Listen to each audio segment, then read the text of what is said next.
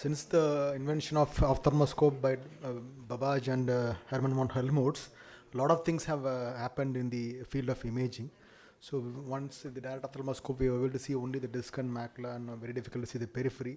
We have considerably moved from that scenario to the current generation optos 200-degree imaging with using the here you can see that this is the founder of Mr. Douglas Anderson, and his son had a pediatric retinal detachment, and because he felt that the children were not very cooperative for indirect ophthalmoscopy and it was being missed easily, so he planned to devise his own fundus camera which will enable pain-free and glare-free imaging of the retina. And this is his son when he developed the RD at a very young age group, and this was the first prototype of the current Optos machine. And it's a pseudo color imaging, it's not a true color, but it gives you a very good view. And this is currently the now in thing which is happening in the field of retinal imaging, that is almost pan fundoscopic imaging or a wide field fundus imaging. So you have other current channels which can help you to visualize various layers. There's a red free channel, and then you have the choroidal channel, and also the autofluorescence, which kept especially very useful in inflammatory diseases as well as slow progressive degenerative diseases also. And also it can perform wide field fundus fluorescent angiogram, and so henceforth we are not aware that diabetic retinopathy can have peripheral ischemic areas which can be a cause for NVA as well as persistent CME. All these have been easily captured with the Optos imaging. Now we have a so-called peripheral disease. Now a new term has been introduced for the diabetic retinopathy where you have peripheral disease also. We have that new finding also which is coming up. And also the wide field indocyanine green angiography can pick up again a new disease which NTAT, which is peripheral exudative hemorrhagic chorioretinopathy. All these were new terms which have been introduced because of the wide field fundus cameras. We have been diagnosing new things. And also a very nice way of documenting things, especially in the small people where even indirect ophthalmoscopy is not very easy to perform. This can easily capture the various peripheral changes. Here you can see previous was RD, and here settled retina because of a buccal surgery. All this can be very easily captured. And also, as I told you, this is very since the advent of FFA by Dr. Novotny and Alves. So we have come a long way. So originally the fundus camera-based systems had a lot of limitations in capturing the periphery as well as the brightness, whereas now the confocal scanning laser ophthalmoscopy-based cameras, which can capture much more clearly as well as much more wider field. And you can see the difference between ICG angiogram captured by the routine camera-based system and the CSLO-based system. You can easily define the polyps and the branching vascular network, which is very subtly seen in a camera-based system. So all this is giving you much more depth, clarity and depth imaging of the various layers of the retina. Again, showing the difference between the FFA and ICG.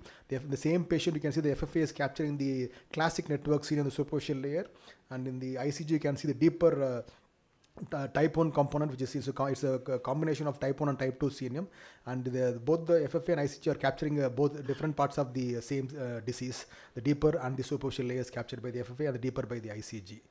Again, as I told you, this is the FFA showing peripheral disease. You can see the presence of, normally we till all this we are only aware that the new cells happen posterior to the equator, but now we are seeing that NVs can develop and ischemic zones can develop outside the equatorial zone. This is the area which can be conventionally captured with a routine fundus camera, and this is the comparison to the large wide area which is being captured by a Optos camera. Again, seeing the peripheral disease very critically, which can be easily missed in a routine camera-based systems. So because Optos gave a pseudo color, then there have been new set of cameras coming up, wide field cameras coming up, which can capture true color imaging. So this is a comparison to a traditional fundus imaging and the true color imaging of the Zeiss and other IDON. So there are a few cameras which have come up with which can capture true color image. So we are now used to viewing the true color images. So when you shifted to Optos, we are a little bit difficult diagnosing the various lesions, but now we have cameras which can, but unfortunately they can capture only 100 degrees, but you have to take two fields to fuse it to give a equal to Optos image. Field equal to Optos image. Again, this also has various channels to visualize various layers of the retina, and also the autofluorescence, which is very important. And again, the FFA, unfortunately, ICG is not available, only FFA is available. In the OCT things, again, we have been seeing the difference between the the time domain and the spectral domain. Also, we have the handled OCTs for pediatric imaging. So by stabilizing the reference mirror, we have been able to capture, this is the old time domain, see the clarity of the image, and the newer spectral domain where you can see the various layers very easily. And this is a leader to, it is almost like a histopathological section of the retina, which can where you see the various layers and correspondent to, so that you can diagnose which layer the disease is affecting that patient.